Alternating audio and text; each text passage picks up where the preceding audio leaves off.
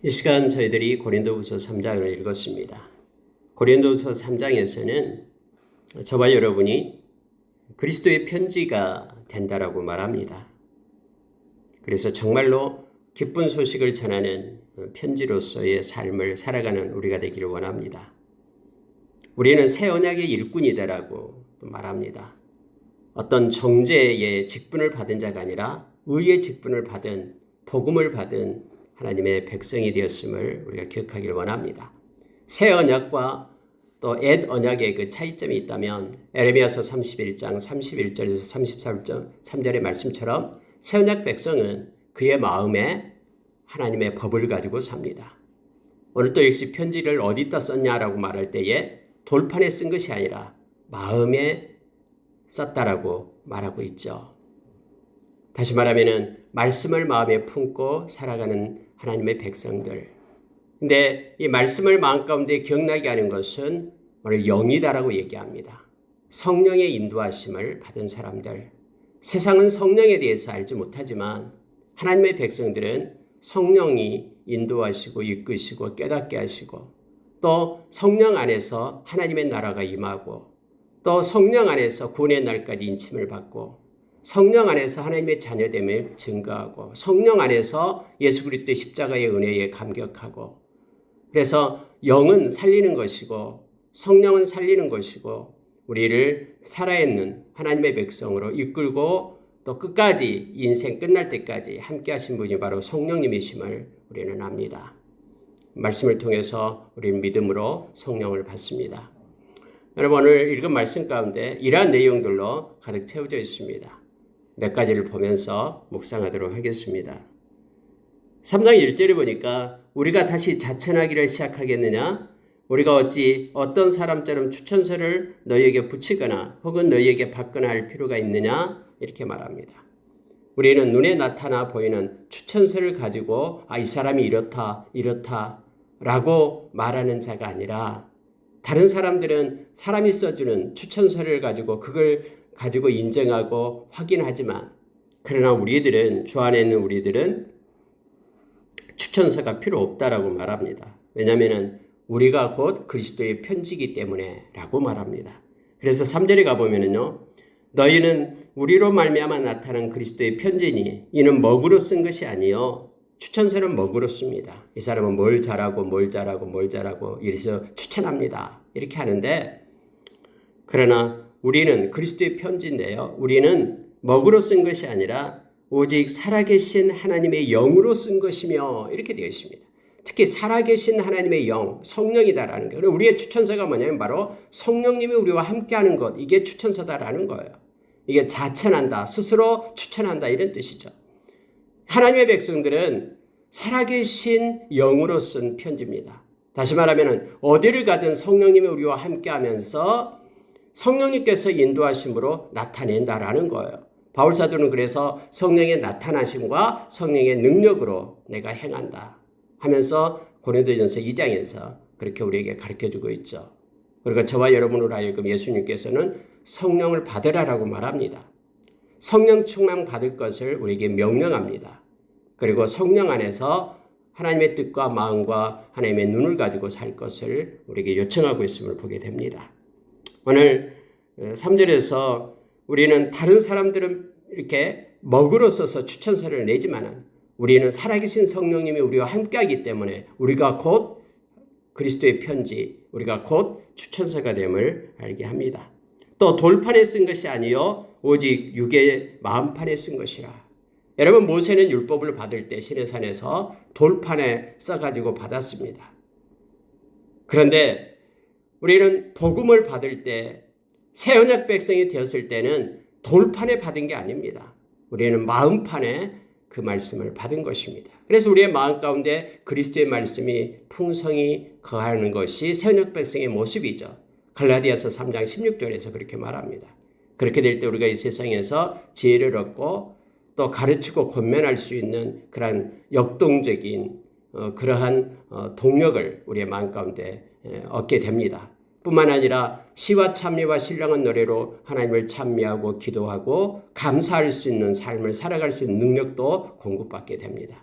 이와 같은 모든 것들이 말씀이 마음판에 새겨질 때, 그래서 어디를 가든 말씀의 조명 아래 우리가 살아갈 수 있는 사람들이 바로 새 언약 백성, 오늘날 크리스천들임을 깨닫게 합니다. 그래서 우리는 하나님을 향하여 이와 같은 확신을 가지고 있다. 사람들은 추천서를 가지고 누구한테 부탁하라고 하지만은 하나님의 백성들은 살아계신 성령님과 함께하면서 우리 가운데 역사하시는 그러한 하나님을 향하여 우리가 서 있을 때 우리는 늘 하나님이 동행하시고 함께하심에 대한 확신을 가지고 있다라고 4절에 말합니다. 만족에 대해서도 역시 말하고 있는데요. 이 만족은 우리 스스로 난 게 아니다라고 말합니다. 우리 스스로 나는 이쯤 했으면 됐어. 내가 이쯤 봉사하면 되고 또 이쯤 하나님께 예배드리면 되고 이쯤 했으면 됐어 하면서 스스로 자기 자신을 만족해 하는 것이 아니다라고 말합니다. 5절의 말씀입니다. 우리의 만족은 오직 하나님으로부터 나느니라 라고 말합니다. 하나님께서 우리 가운데 만족함을 주실 때, 기쁨을 주실 때, 하나님이 기뻐하시고 하나님께서 은혜를 입힐 때 하나님으로부터 난 만족으로 우리 스스로 기쁨과 만족 가운데 거하게 된다라고 말합니다. 여러분, 하나님이 없이는요, 아무리 얻고 그렇게 많이 쌓인다 해도요, 만족함이 없습니다. 세상에서 또 사람을 보면서는 만족함이 없어요. 그러나 하나님으로부터 오는 위로와 하나님으로부터 오는 그런 격려와 그러한 만족은 우리에게 기쁨을 줍니다. 그래서 이 세상에 하나님으로 부유한 자로 우리를 세웁니다. 세상으로부터는 부유하지 않는다 할지라도 하나님으로부터 부유한 자가 바로 하나님의 백성들임을 우리가 말씀을 통해서 깨닫게 됩니다. 6절에 보십시오. 그가 또한 우리를 새 언약의 일꾼 되기에 만족해 하셨으니 율법 조문으로 하지 아니하고 오직 영으로 함이니 율법 조문은 죽이는 것이요 영은 살리는 것이니라. 성령께서 우리 가운데 계셔서 우리가 새 언약 백성의 일꾼이 되었다라는 그런 것에 만족함을 공급합니다. 이것은 율법에 따라서 한 것이 아니고 영으로 한 것이다라고 말합니다. 즉 성령님께서 동행하면서 함께 부어주는 은혜다라고 가르쳐 줍니다.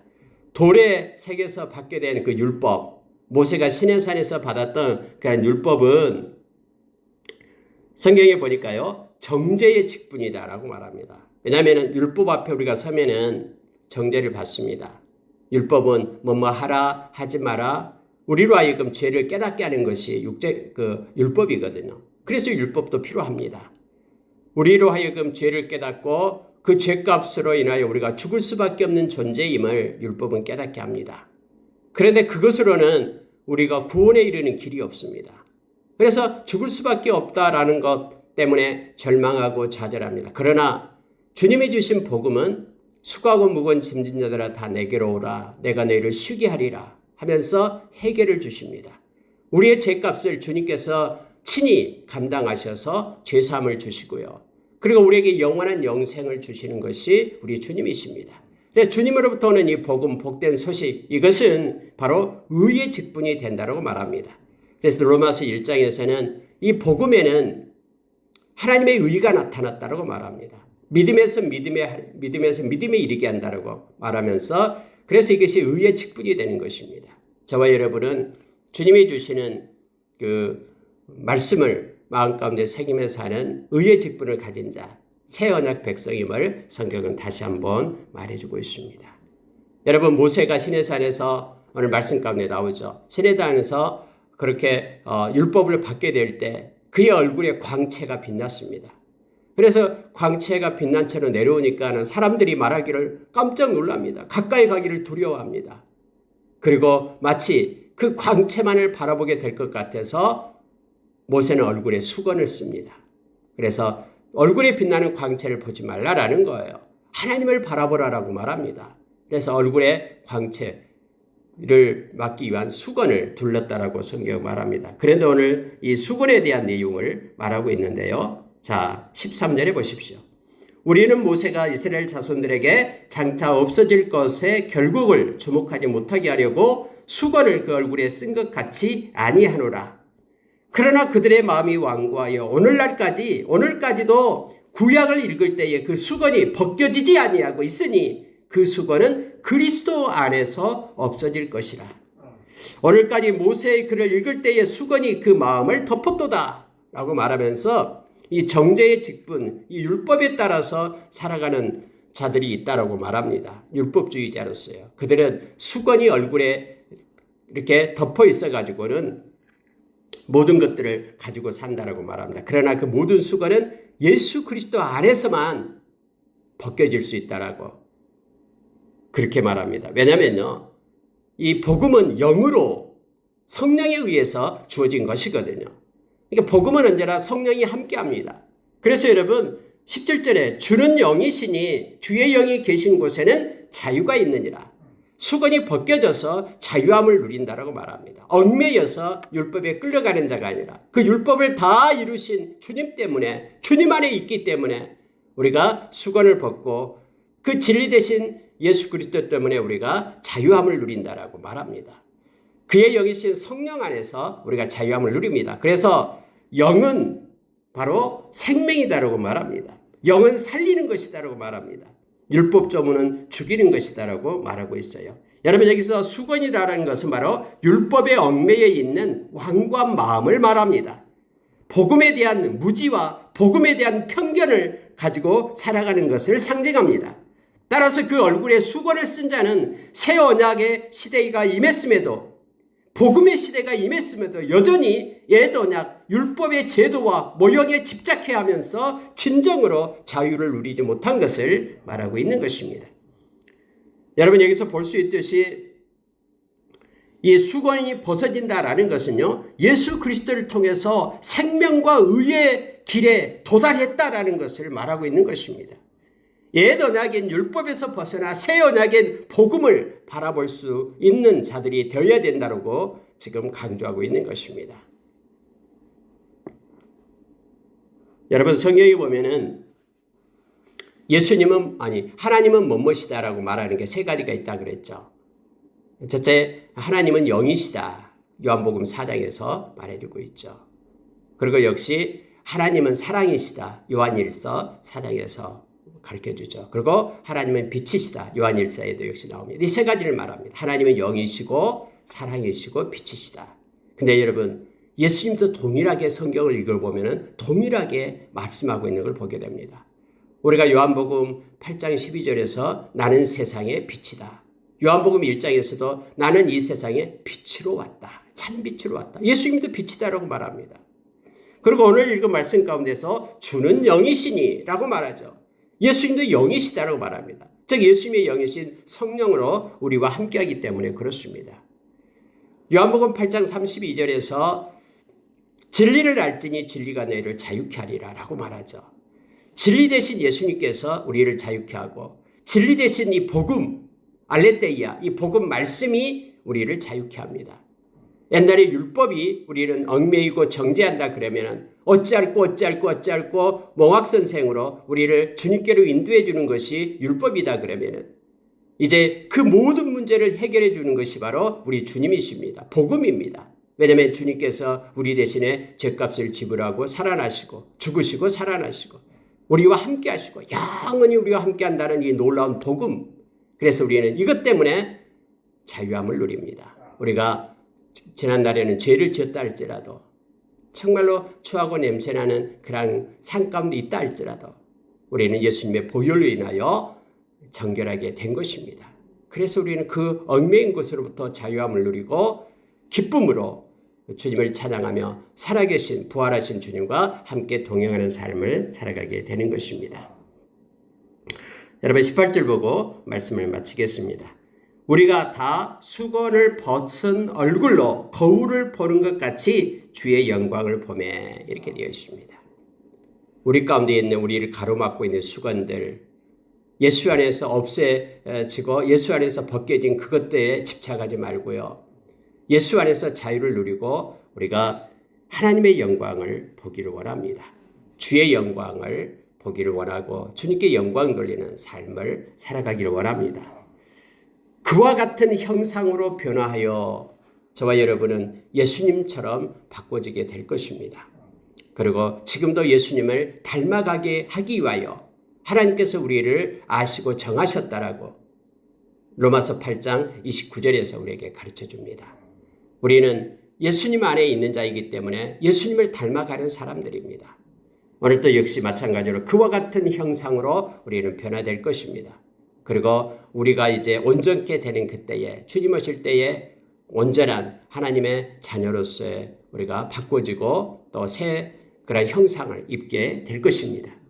영광에서 영광에 이르니 그 주의 영으로 말미암음이니라. 여러분 보십시오. 우리가 영광에 이르고 또 주님의 형상으로 변화되고 닮아가고 주의 영광을 보고 이 하는 모든 것들이 우리의 힘으로 되는 것이 아니다라고 말합니다. 그럼 누구에 의해서 되냐 그러면요. 곧 주의 영으로 말미암음이니라.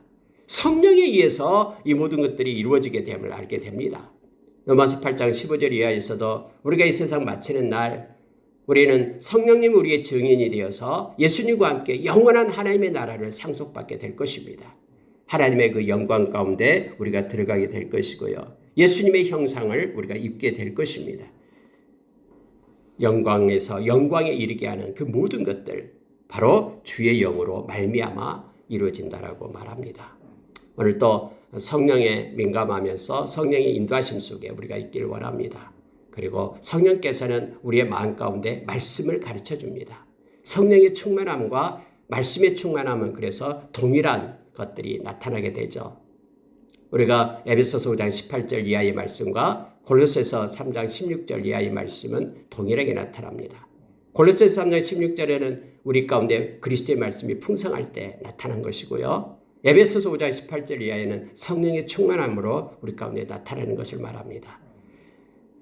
우리가 요한복음 16장에서도 역시 이 성령께서는 우리 안에 말씀을 기억나게 하고 말씀을 가르치고 그 진리 가운데로 우리를 인도하신다라고 가르쳐주고 있습니다. 오늘 또 성령의 사람으로 살아가는 하루가 되기를 원합니다. 성령으로 기도하고 성령의 인도하심을 받는 우리가 되기를 원합니다.